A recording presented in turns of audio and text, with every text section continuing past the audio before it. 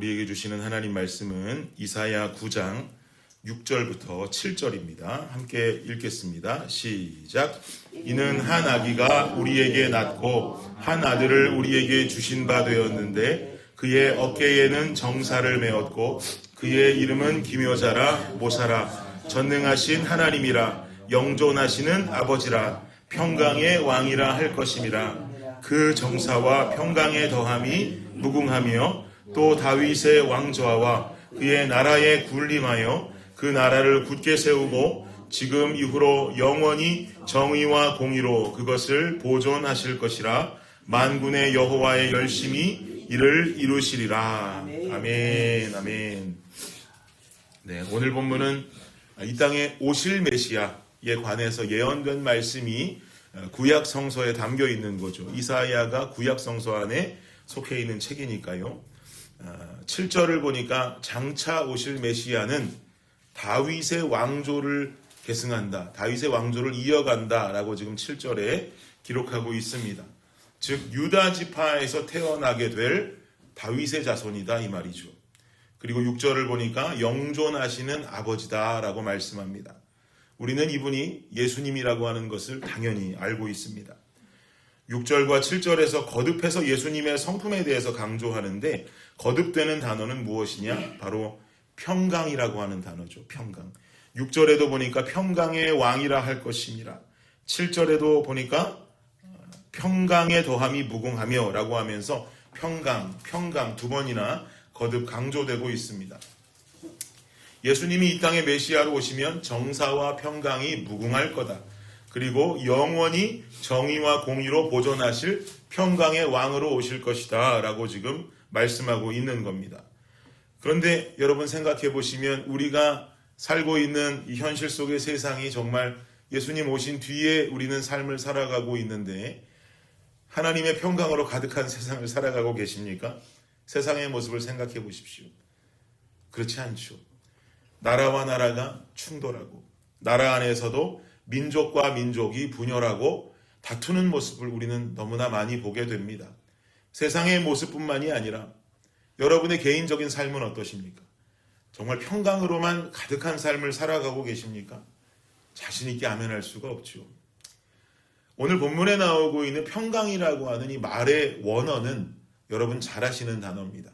샬롬입니다. 샬롬. 예수님이 이 땅에 메시아로 오시면 샬롬이 생길 것인데 그 샬롬은 영원할 거라는 거예요. 그런데 샬롬이 영원하다고 하는데 우리가 느끼기에는 지금 샬롬이 영원한 것 같지 않단 말이죠.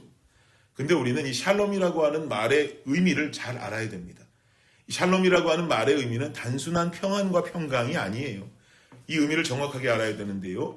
예수님이 이 땅에 오시면 걱정도 사라지고 고민도 사라지고 우리는 속편한 삶을 살 거야 라고 주장하는 것이 아니라 샬롬의 진정한 의미는 하나님께서 다스리고 통치하시는 온전한 삶의 상태를 말합니다. 하나님과의 연합이 필요하다는 거예요. 하나님이 우리와 연합하여 주실 때 내 마음속에 허락하시는 평강이에요.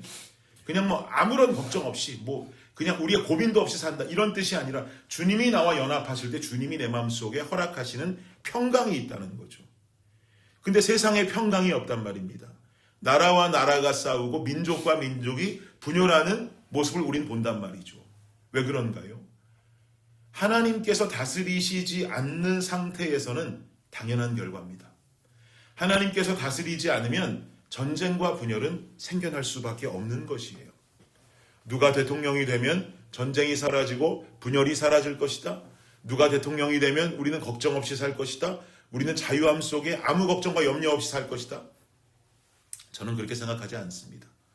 오늘 본문에서도 분명히 밝혀주고 있는 거죠. 이사야 선지자가 예언을 하고 나라의 평강과 정사에 관해서 이야기하면서 좀 신기한 것은 이사야가 누가 왕이 되면 앞으로 평강해질 것이다 라고 말하지 않는단 말이에요. 이 특별한 어떤 사람이 있는데 어떤 가문에 누가 왕이 되면 이 나라는 평안해질 거야 이렇게 말하는 게 아니라 영원한 평강이라고 하는 것은 오직 메시아 예수 그리스도께서 이 땅에 오실 때 그때야 비로소 이루어진다라고 말하면서 특정한 왕에 대해서는 언급조차도 하지 않습니다. 누가 대통령이 돼야 나라가 평화돼진다, 누가 왕이 돼야 나라가 평통해진다, 이것이 아니라 하나님 통치하에 살아가는 시대의 백성들이 늘어야 하는 것이고, 바른 하나님의 세대들이 늘어나고 일어나야 그 땅의 전쟁이 그치고 분열이 멈추게 될 줄을 믿습니다. 세상의 전쟁과 분열이 멈추려면 세상적 인본주의로는 전쟁의 분열의 근본이 무엇인지를 찾기를 원하지만, 예수를 믿는 신본주의적인 해석은 우리가 복음을 전하고 세상을 복음화시키는 것, 그리고 선교사님들의 사역을 통해서 열방이 주님 앞으로 돌아올 때야 비로소 전쟁의 소문과 분열의 소식들은 사그라지게 될 것입니다. 이게 중요한 것이에요. 그래서 복음을 전파해야 되는 것이고, 그래서 우리들이 선교사님들의 사역들을 나 몰라라 하고 가만히 있어서도 안 되는 것이죠. 복음의 전파가 세상에 평화를 가져올 수 있다라고 하는 그 근본이 된다라는 것을 믿는 우리 성도님들 되시기를 축원합니다. 그러니 우리는 이 전하는 사명 멈출 수가 없는 것이고, 열방으로 나가 있는 선교사님들 돕지 않을 수 없는 것이고, 주어진 도시들을 변혁해가는 교회 공동체들이 힘을 합치고 전진하는 것, 우리는 관심을 버릴 수가 없는 것이죠. 한국에 교회가 많고 미국에도 이 땅에 이민교회들도 많다 너무 많다 부정적으로 말하는 분들 계시는데, 더 많아져야 됩니다. 사명 가지고 일어나는 교회들이 더 많이 일어날 때 이 땅에 평강의 시대가 도래하게 될 줄을 믿습니다. 믿는 사람들은 그거 부정적으로 말하는 것 아닙니다. 더 개척되어야 하고 더 많은 교회들이 생겨나서 대신에 사명을 가지고 죽은 영혼들을 살려낼 수 있는 그런 귀한 교회들이 세워져야 할 줄을 믿습니다. 동일한 의미로 우리 삶에 평강이 찾아오려면 어떻게 하겠습니까? 다른 방법이 없어요. 하나님이 내 삶을 다스리시지 않으면 우리 삶에 샬롬의 평강이 일어날 수가 없는 것이죠. 나 자신이 주님으로 인해서 변해야 돼요. 내가 복음화돼야 돼요. 그래야 세상은 이해할 수 없는 샬롬이 생길 것이고, 나 자신도 이해할 수 없는 샬롬이 생기는 것입니다. 그래야 환경은 변하지 않아도 그 속에서 이해할 수 없는 기쁨을 누리며 살아가는 모습이 생겨나게 되는 거죠. 여러분, 혹시 마음 가운데 왜 이렇게 내 마음 불안할까? 왜 이렇게 내 마음 두려울까? 왜 우울할까? 외로울까? 목사님, 저는 아무리 예수 믿어도 평강이 없어요 라고 말씀하시는 성도님들 계시다면, 다른 엄청난 방법과 비결이 있지 않습니다. 예수님께 더 가까이 나오십시오. 그 방법밖에는 안 되는 겁니다. 주께서 심지가 견고한 자를 평강하게 지키시리니 이는 그가 주를 신뢰함이니이다. 믿으시면 아멘. 아무것도 염려하지 말고 다만 모든 일에 기도와 간구로 너희 구할 것을 감사함으로 하나님께 아뢰라. 그리하면 뭐든지가 뛰어난 하나님의 평강이 그리스도 예수 안에서 너희 마음과 생각을 지키시리라. 아멘. 이런 말씀들 괜히 있는 건 아니죠, 여러분. 주님 만나야 평강이 있습니다. 주님을 인격적으로 경험하고 주님과의 관계가 친밀해질 때 평강이 찾아오니 더 가까이 나아가십시오. 얼마나 가까이 나아가야 됩니까? 시편 기자가 시편 91편에 이렇게 말합니다. 지존자의 은밀한 곳에 거하는 자는 전능자의 그늘 아래에 거하리로다. 하나님 그늘 아래 거하는 인생을 살아갈 수 있을 정도로까지 주님 곁으로 나아가시기를 바랍니다. 그 안에서 누리는 평강은 세상이 이해할 수도 없고 세상이 줄 수도 없는 영원한 샬롬이 될 줄을 믿습니다.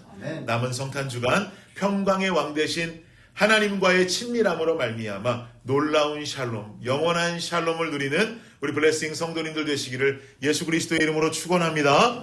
기도하겠습니다. 주님 감사합니다. 왜 이렇게 내 마음이 불안한지, 두려운지, 우울한지, 외로운지, 예수님 믿어도 왜 평강이 없는지, 주님 앞에 더 가까이 나아가는 우리 인생이 되기를 원합니다. 지존자의 은밀한 곳에 거하는 자는 전능자의 그늘 아래 거한다 하였는데, 전능자의 그늘 아래까지 주님께서 눈 뜨시면 바라볼 수 있는 그곳에 주님 우리가 늘 거하며 주님과 함께 살아가는 블레싱 성도님들의 삶이 되게 하여 주옵소서. 그러므로 말미암아 잃어버렸던 평강을 되찾고 사라진 평안을 되찾으며 우울함이 떠나가고 기쁨이 몰려오며 주님 주 안에서 우리가 형통케 되어지는 은혜의 역사가 우리 모든 성도님들과 이 교회 가운데 충만히 거하게 하여 주시옵소서. 감사합니다. 이 모든 말씀 우리를 구원하신 예수님의 이름으로 기도드립니다. 아멘.